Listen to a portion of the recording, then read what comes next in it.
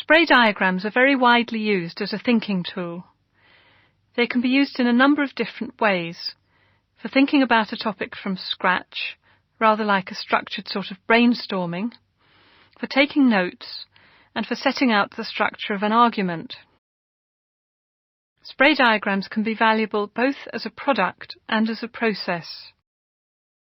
The process of constructing a spray diagram can help you to integrate and structure large amounts of material, for example from a number of different documents or interviews. The process can help you to untangle the argument in a complex or badly written document. You can use a spray diagram to organize material into a structure, either to clarify your understanding or as the basis for a report or presentation. The product, the spray diagram you end up with, can be used as a communication tool, perhaps to give an overview during a presentation, or to allow you to share your mental map of a situation as you discuss it with others. The diagram can be a useful reference, a record of information you might later need.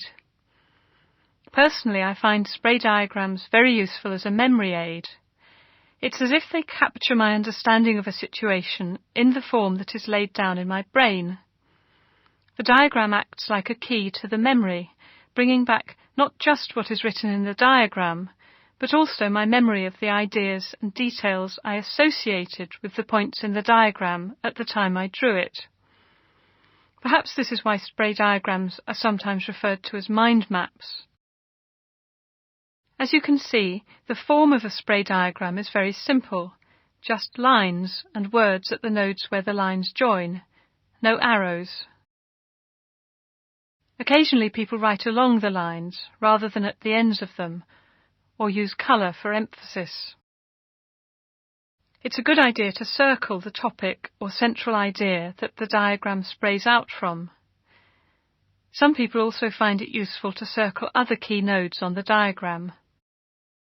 One thing which makes spray diagramming easier than other types of diagramming is that you don't have to think about the nature of the connection between two nodes joined by a line.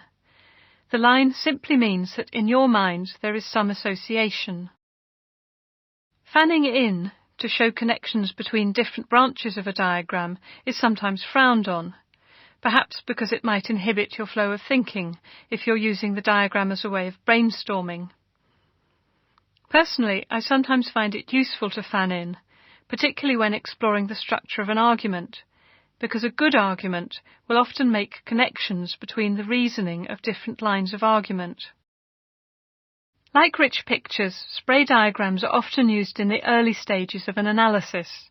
People have different preferences. Some people find it very difficult to plunge into a rich picture, perhaps if they're less graphically minded, so they find a spray diagram a good place to assemble their initial ideas before sketching them.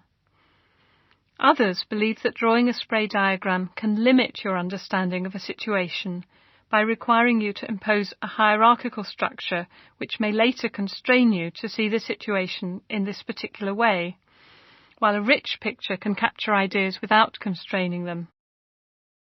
As well as depending on personal preference, it can depend very much on the type of exploration you're undertaking. A rich picture can be better for capturing impressions which don't readily or entirely translate into words. A spray diagram can be better for capturing material which someone else has already put into words, perhaps especially print, where words are the sole means of communication.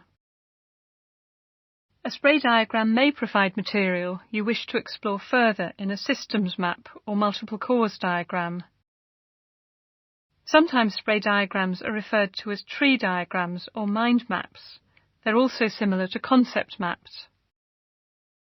Spray diagrams often look very messy while you're drawing them, and you can go through numerous drafts as you think of better ways to structure your ideas into related groupings, and as space becomes needed for new ideas. It's often worth producing a final draft which makes the tree-like structure clear, so that it can easily be read at a glance. I find that setting out the structure clearly on paper helps me to see it clearly in my head. It's not that it's the right structure, There are always many possible structures. It's more that the structure is a sort of container for the ideas, so that they're remembered and understood, rather than lost in the distant corners of my brain. Like a container, the structure constrains the shape that the ideas take. So at the same time as helping you to reach an understanding, the structure can also limit understanding. Finally, remember that spray diagramming can help you to develop a very important skill, that of constructing a coherent argument from a set of related but initially unstructured ideas.